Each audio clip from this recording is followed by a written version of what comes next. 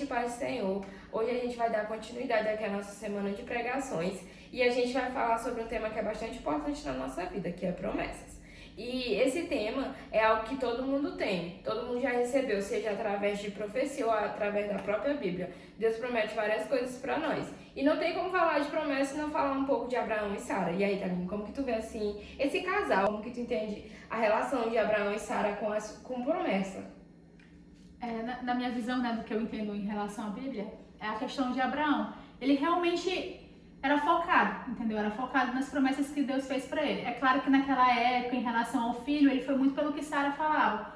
Porque Sara, na verdade, ela cansou de esperar, na verdade, né? Porque se passaram anos e anos e anos e ela não via aquela promessa sendo cumprida na vida dela. Que ela teria um filho. Por isso que ela deu a escrava dela para ter um filho com Abraão. E ele achou que de Agar vinha a descendência dele, como também veio, uma grande nação em relação a Agar, mas o filho da promessa era Isaac. E lá na Bíblia fala, lá em Gênesis 18, que quando os anjos vieram visitar Abraão, eles falaram perguntaram por Sara, né, que daqui a um ano ele viria a Sara e Sara estaria grávida. E ela não acreditou naquilo. Ela achou que não era possível, né, porque ela já era de idade, então ela achou que aquela promessa não iria se cumprir. E eu trago isso para os nossos dias, que hoje a gente é muito assim, né? A gente é muito imediatista, né? Quando a coisa não acontece, a gente se desespera, acha que não vai mais acontecer, sendo que tudo tem um propósito, tudo é no tempo de Deus, é na hora que Deus quer, não na nossa hora. E às vezes a gente não aprende isso, né? A gente apanha e não aprende, porque a gente não sabe esperar o tempo dele. E a mesma coisa aconteceu com ela, né? Naquele dia, quando ela recebeu a notícia que daqui a um ano o anjo voltaria e que ela estaria grávida, ela riu, porque ela não acreditou que isso seria possível. E às vezes Deus está prometendo coisas pra gente e a gente acha que a gente não é capaz daquela promessa, a gente acha que aquilo não vai se cumprir na nossa vida. Sim, e tem um texto que fala, né, que Abraão, ele creu contra a esperança. E muitas vezes vai ser assim, a gente vai ter que crer contra a esperança. E tem até um provérbio, se eu não me engano, que a esperança demorada, a promessa demorada, adoece o coração. E assim, uma pergunta que eu te faço é como esperar? Porque, pode ser que demore como Abraão demorou para Abraão. Mas como que tu vê? Como que eu posso esperar algo que ainda não se cumpriu? É uma coisa que é bastante difícil, né? Principalmente quando a pessoa é totalmente ansiosa. Porque eu sou uma pessoa ansiosa, né? Então, uma pessoa ansiosa, João, sou. Então, assim, é muito difícil a gente esperar, saber esperar.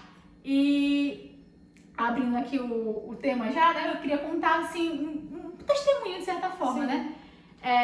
Por exemplo, eu saí do Mateus, né? Todo mundo sabe que eu saí da empresa que eu trabalhava antigamente. E eu não saí sem direção. Eu saí com a direção de Deus, que Ele me daria uma coisa melhor.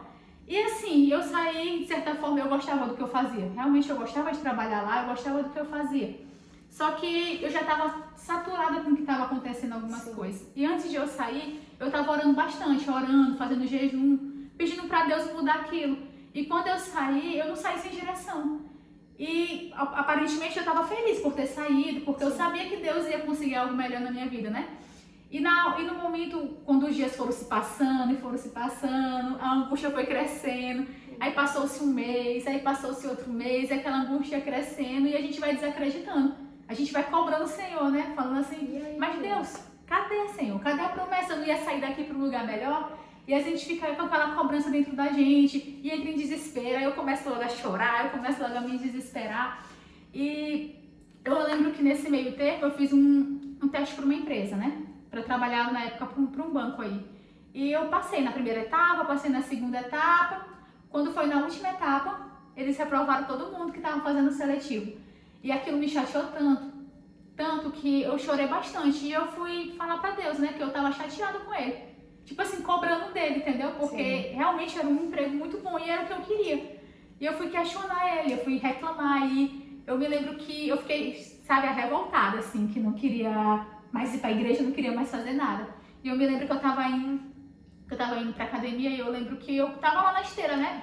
Aí eu lembrei de tudo que Deus tinha feito e eu comecei a chorar, né? Eu falei assim, pra onde eu vou? Pra onde eu irei?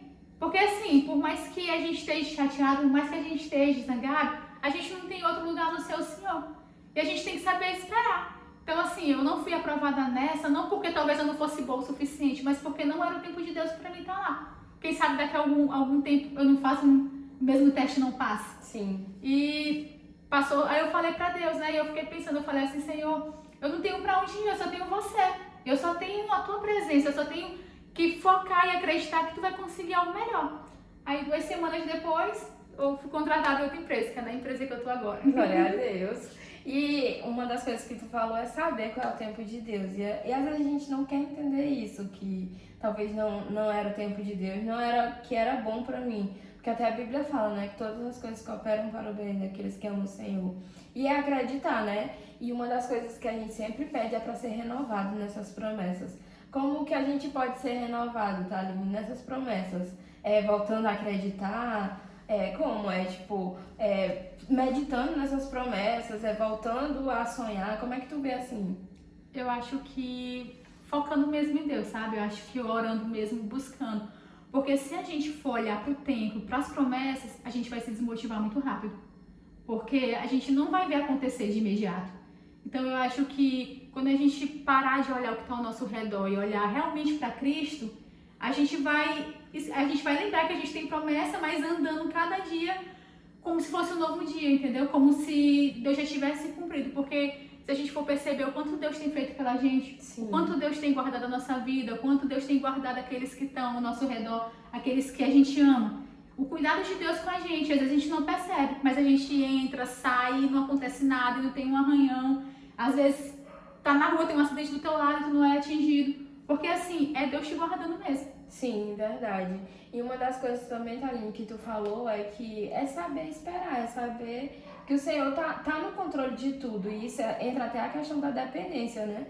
De depender, que Ele vai fazer. E assim, Thaline, qual a mensagem que tu deixa assim para as mulheres sobre promessas? Aguenta firme.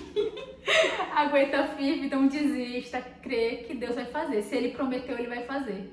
A palavra diz que Ele não é homem, nem filho do homem. Ele não é homem para que minta, né? Nem filho do homem para que se arrependa. Então, se Ele cumpriu, pode passar 10, 30, 50 anos, vai se cumprir. Amém. Glória a Deus. E se você chegou até aqui, qual emoji, Thaline, a gente deixa hoje? A carinha de apaixonada. Aquela que temos... Os olhinhos de apaixonado de coração. E é isso, irmãs. A gente quer te agradecer e que esse vídeo sirva pra gente se lembrar das promessas que o Senhor fez na nossa vida. Que a gente possa ser renovado cada dia nas promessas que Ele nos prometeu. Amém? Amém. Tchau, tchau. Tchau.